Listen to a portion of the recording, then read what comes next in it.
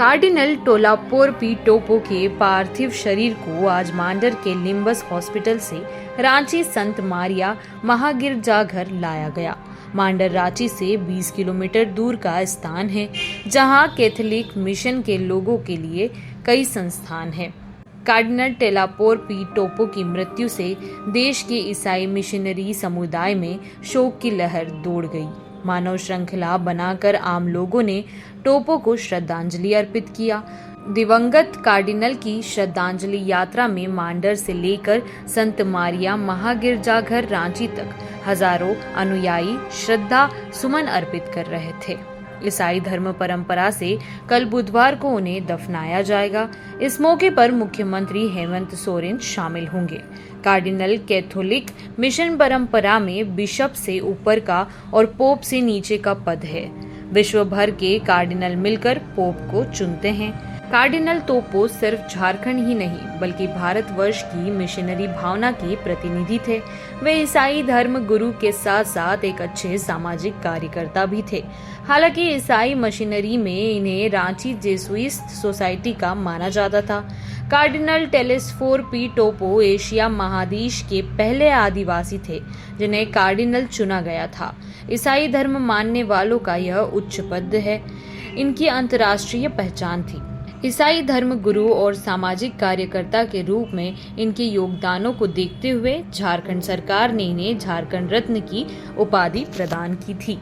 वाली है वो मैसेज भीड़ से पता होता है। एक ऐसा महान आदमी जिन्होंने अपनी पूरी जिंदगी दूसरे लोगों के लिए बिता दी, वो लोग आज उसको देखने आए। एक ऐसा महान आदमी जो अपना नहीं सोचता था, सिर्फ दूसरों का सोचता था। प्रभु यीशु का प्यार करता था और प्यार करता था इसलिए जो गरीब, सबसे गरीब है, उनकी सेवा में बैठा। कार्डिनल की सबसे महान एक चीज़ है, सोते समय या उठते समय अपनी प्रजा का सोचता था। किस तरह उनके लिए एक इंजीनियरिंग कॉलेज खोले, एक लॉ कॉलेज खोले, एक मेडिकल कॉलेज खोले, स्कूल खोले, हॉस्पिटल करे।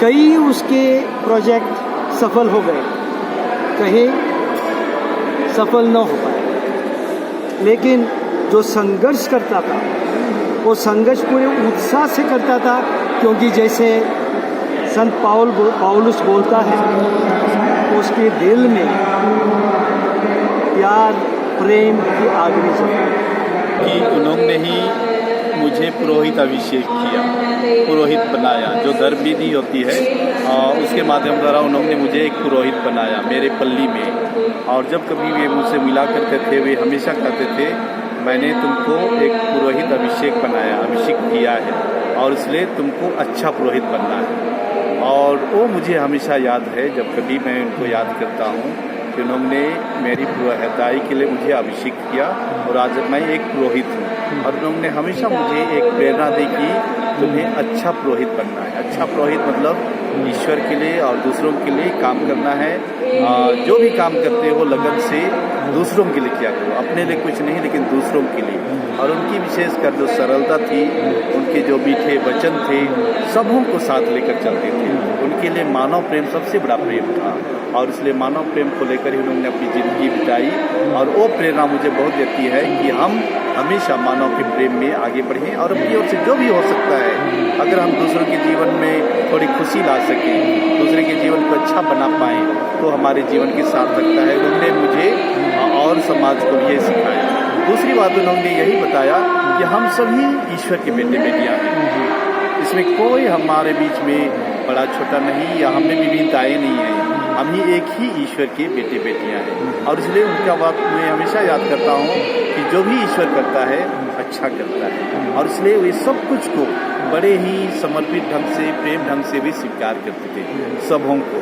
और उन्होंने उसी समर्पित जीवन से अपने जीवन को बहुत अच्छी तरह से किया। बाद में ईश्वर को धन्यवाद देता हूँ उनके सुंदर जीवन के लिए। और प्रार्थना करता हूँ कि ईश्वर उन्हें अनंत शांति प्रदान करें।